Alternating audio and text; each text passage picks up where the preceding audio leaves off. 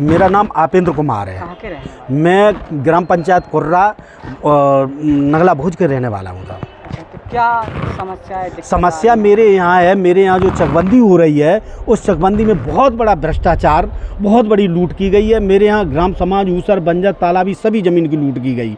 लिहाजा मेरे यहाँ जो चकबंदी बारे में फिर आयुक्त के यहाँ एक लेटर दिया गया, तालाबी ज़मीन का बंदोबस्त माना गया, फिर हमने उस पर शिकायत की गई, आज दिन तक शिकायत नहीं सुनी गई।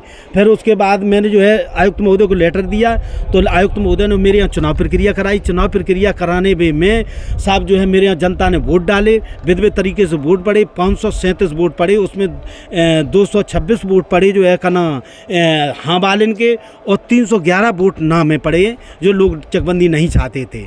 फिर उसके बाद जो बड़े बाबू गंभीर सिंह जो है रहता है, वो सिटी मजिस्ट्रेट से उसकी सेटिंग थी गौड साहब से। ये कहाँ पर तैनात हैं बड़े बाबू? बड़े बाबू इटावा हेड ऑफिस में जो एसओसी के बड़े बाबू हैं साहब। तो और ये इटावा के प्रॉपर रहने वाले हैं, और ये 30 वर्ष से यहाँ बराबर टिका हुआ है। 30 तहसील में तैनात? नहीं, यहाँ जो हेड ऑफिस मेन ब्रांच है रामनगर फाटक पे, उसी में 30 वर्ष से नौकरी यहाँ कर रहे हैं। और जबकि नौकरी भी ये मात्र जो है 6 महीना के लिए तैनात किए गए थे। इनकी ना कहीं नियुक्ति की गई, ना आज दिन तक इनको कहीं कोई किसी प्रकार की इनकी फाइल नहीं बनी। ये बिल्कुल फर्जीफिकेशन नौकरी कर रहा है, और इतना बड़ा माफिया है, इतनी बड़ा भ्रष्टाचार। इसका हमने आयुक्त महोदय के यहाँ इसकी संपत्ति का ब्यौरा मांगा था, और जब आयुक्त महोदय ने वहाँ से लेटर भेजा, एक लेटर मेरे लिए दिया गया कि इसने 15 दिन के अंदर इनको मतलब जो है कृत कार्रवाई से अवगत कराएं।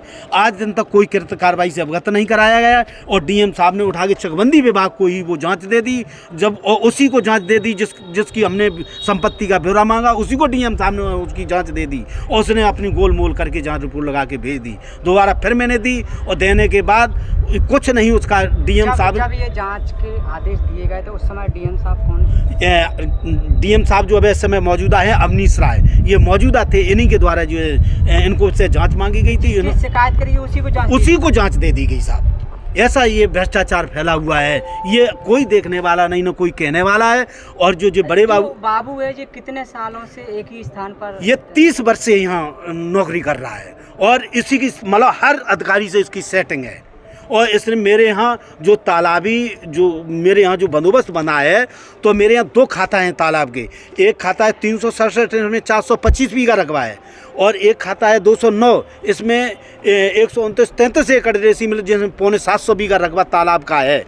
और इसी बड़े बाबू गंभीर सिंह ने सीओ अवधेश कुमार और एसीओ संतोष कुमार से साठगांठ करके और ये बंदोबस्त बनवाया है। सीओ अवधेश कुमार ने जो 129 एकड़ 33 डेसीमिल जो ज़मीन थी और जो 367 खाता है उसको निरस्त किया गया, और 129 एकड़ 33 जो खाता संख्या 209, इसमें जो स्वराज सिंह आदि जो भूमाफिया हैं इनकी ज़मीन इस खाता में 40, 45, 60, 80, 70, 80 बीघा ज़मीन इस तरीके से लोगों की है ज़मीन।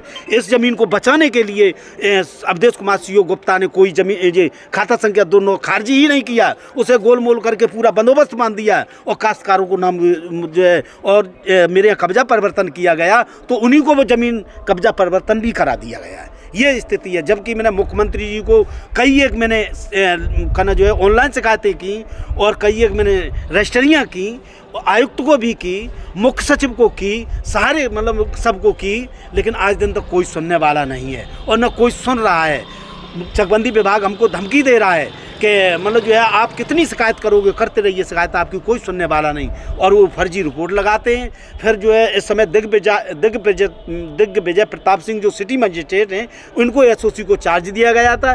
तो मैंने जब शिकायत की तो उन्होंने एक दिन मुझे बुलाया, और बुला के और ये कहा प्रधानी करना तुमको सिखा देंगे।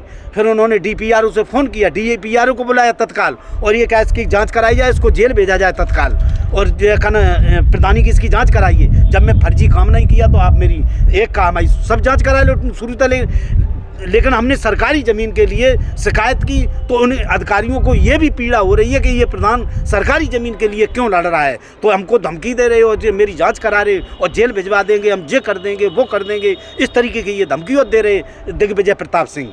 इस तरीके से ये सारी जो है स्थितियाँ बिगड़ रही। चकबंदी जबकि एक बहुआयामी प्रक्रिया है। चकबंदी काश्तकार के लिए बहुत अच्छी है, जबकि चकबंदी में खाद के गड्ढे है, परिक्रमा मार्ग है, आबादी है। आप वर्तमान में ग्राम प्रधान? मैं मौजूदा प्रधान हूँ, जबकि मेरे यहाँ ना आबादी है, ना परिक्रमा मार्ग है, ना खाद के गड्ढे हैं, और जबकि 5% कटौती काटी गई मेरे यहाँ। और ये इस कटौती का आज दिन तक ये पता नहीं कहाँ कटौती गई है, न काश्तकार के लिए। जब एक प्रधान गांव का मुखिया होते हुए इस तरीके से अधिकारियों से परेशान है, तो आम लोगों को क्या उम्मीद होगी इनसे?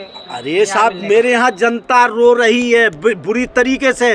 कुछ मेरे यहाँ गरीब लोग हैं जिनके 2 दाने खाने के लिए नहीं है, भूखों मर रहे हैं। उनकी ज़मीन ऐसी जगह पर डाल दी है, अभी आप जेठ मास में देख लो जाके, अब भी करीब लगभग पर्यंत पानी ज़मीन में पानी भरा हुआ है। उस व्यक्ति का पूरी ज़मीन जो है, जबकि उसकी ज़मीन नंबर 1 की 1 रुपए की जो ज़मीन थी, सो 60 पैसे में फेंक दी। जो 10 पैसे लायक ज़मीन नहीं, कीमत 10 पैसे की ज़मीन नहीं होनी चाहिए बात, उस ज़मीन को उसका चक दिया गया, जिसके 2 दाने खाने के लिए नहीं है।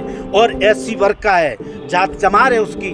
और क्या किया है वहाँ यादवों ने, उस चमार की ज़मीन को अपने चकों में भी, जबकि 4 बीघा रकबा उसका CH 18 है, वो CH 18 रकबा को अपने 20 चक में दे के उसकी ऐसी ज़मीन हड़प ली। और आज भी जोत बो रहे हो, धान भी उसकी ज़मीन में बो कर लिया, और गेहूँ की फसल भी आज भी खड़ी है। कोई सुनने वाला नहीं। वो DM से रोया, सबसे रोया, लेकिन कोई नहीं सुन रहा है। उसके पास इतने पैसे नहीं कि जो हाई कोर्ट चला जाए या मुकदमा लड़ ले या ये कर ले, वो कोई सुनने वाला नहीं है उसकी। ये स्थितियाँ हैं।